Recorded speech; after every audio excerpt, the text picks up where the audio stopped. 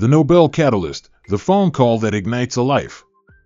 The world of science often moves at a glacial pace, years, even decades, spent in relentless pursuit, marked by countless failures and minuscule triumphs.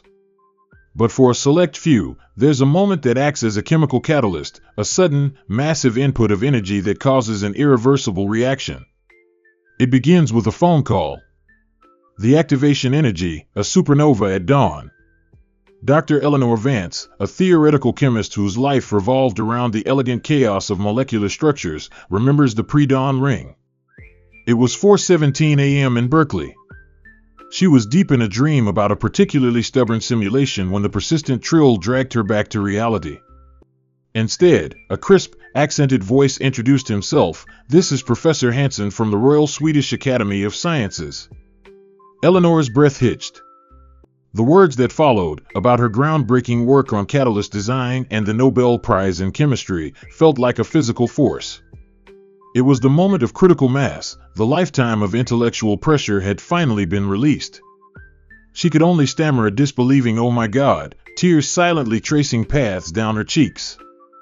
The world outside was still dark, but inside, a supernova had just ignited. Conformational shift, the loss of equilibrium. Across the globe, Professor Kenji Tanaka was tending to his meticulously pruned bonsai trees in Kyoto, a ritual he found meditative. When his phone buzzed, he expected a research inquiry. When he heard, "This is the Nobel Committee," the clippers slipped from his grasp. Kenji, a man of profound composure, felt a jolt run through him, threatening a conformational shift in his entire life structure. He listened, nodded, and then simply stood there, adrift in an ocean of overwhelming emotion. The magnitude of the news was an irresistible chemical wave. He wanted to savor the last moments before the world began treating him as a legendary figure rather than just a dedicated researcher. The chain reaction, from lab coat to laureate. For Dr. Vance, the immediate aftermath was a blur.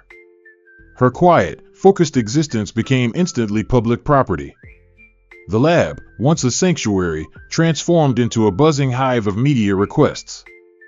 Her internal state had reached a new oxidation level, transforming anxiety into elation and humility into quiet pride.